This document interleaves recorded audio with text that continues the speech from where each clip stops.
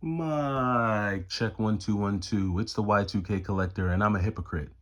The universe is playing tricks on me. Every time I make a video about something, somehow these things just like fall right into my lap. What am I talking about? So I think it was this morning, either this morning or yesterday, I talked about not buying games that I don't need, not buying games that I'm not really into. And an example that I gave was of Pokemon XD Gale of Darkness. And I gave this example because the other day I went and I did a bunch of trades at one of my local retro game stores. And at the time that I went in to to basically trade in and see what they had, there was another gentleman in there trading in a bunch of GameCube games. And if you look like maybe 3 or 4 videos back on my channel, you'll see where on that day I picked up 4 games. I picked up Mario Party 4, 5, 7, and then Sonic Adventure 2 Battle, all complete in box.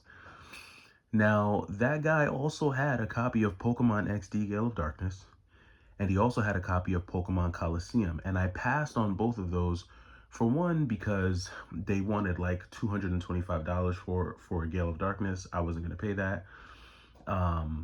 I just don't really see why those Pokemon games are so expensive, but I didn't feel like it was worth it to buy that Pokemon game.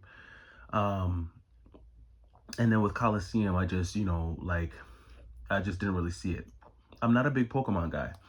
For me, the only Pokemon games that I really care about are Pokemon Blue and Red. That's it. I'm not even like into the Pokemon Yellow. It's Blue and Red for me, and that's where it ends.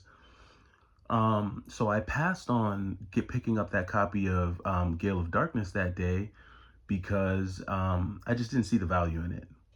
Lo and behold, I decided to randomly walk into my local GameStop. I just strolled on in.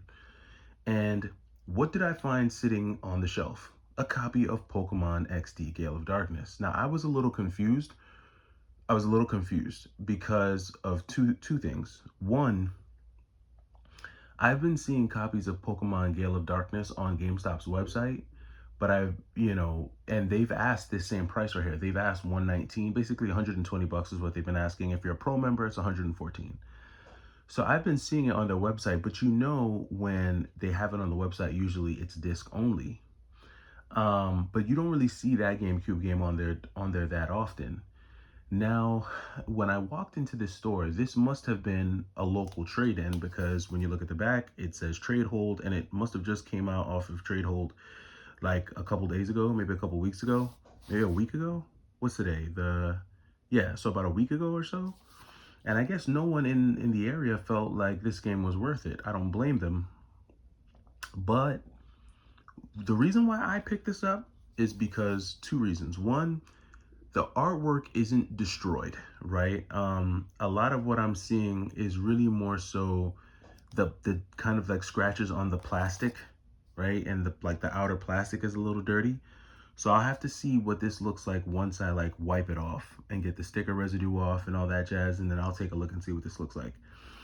But what really sold me on it was the fact that it was complete, right? So it did have the manual. Now, granted, the manual is pretty jacked up. Not jacked up, but the manual looks worn. It looks like someone really went to work on this game. Here, let me show you guys what the manual looks like. Let me get the receipt out of there. But it looks like whoever had this game, they were putting in some hours on this game, right? So as you can see, there's like the little damage to the manual there.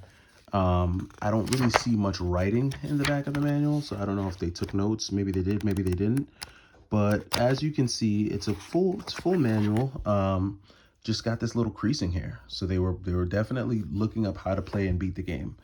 Not only did it have the manual, but it also had some of the inserts. So I'm not sure, this is like soccer youth. It has this little deal in there with it.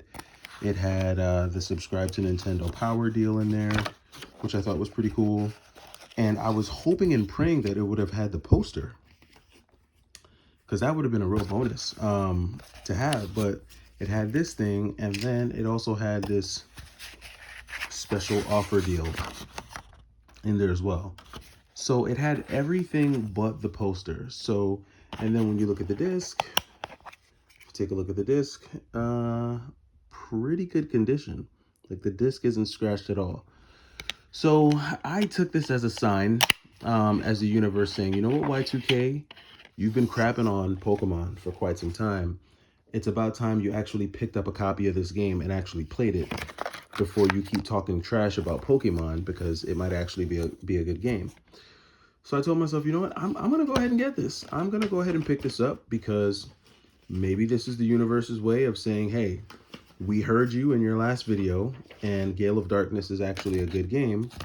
So we're going to allow you to find a complete in-box copy for half the price, because this is a game that typically goes for like, I want to say 215 bucks when it's complete. When it's not complete, you could still, like, if it's just a game in the case, you can typically get anywhere between 170 and 185. But when it's complete, this is easily a $200 game. So very, very random, very, very ironic. Every time I have one of these moments where I talk about something in a video and then I walk outside and the very thing I was talking about I see in a game store, I always think of that scene from The Matrix where Morpheus is like, it seems that fate is not without a sense of irony. Like, it's so ironic that I'll say something and then I'll go outside and then there it is. But yeah, I found this copy here. Very, very cool to find. Very good deal. 50% off basically on Gale of Darkness. Well, that light reflection is pretty bad. I'll have to clean it up. And yeah, this one will get added into the collection for now. I easily see this being something that I can use for some trade bait. The good thing is that this is a very popular game and a lot of people do like it. So this makes for some really good trade bait in the future if I want to trade for something else. And usually there's people always willing to trade for some Pokemon games. So we'll see what happens there. I do have another game coming today. It's a game for the original Xbox. And I want to share with you guys, this game. And I also want to talk a little bit about the, the state of retro game collecting in terms of pricing, and really breaking down whether or not retro games are too expensive. Is it too expensive to start collecting retro games? I want to talk about that because I think YouTube and social media has painted a few myths about that I kind of want to dispel, and I can use a bunch of examples from my own collection just to dispel some of those myths. So we'll talk about that in the next video, but for now, that does it for me. It's the Y2K collector having a very ironic day. I'll catch you in the next video. Take it easy.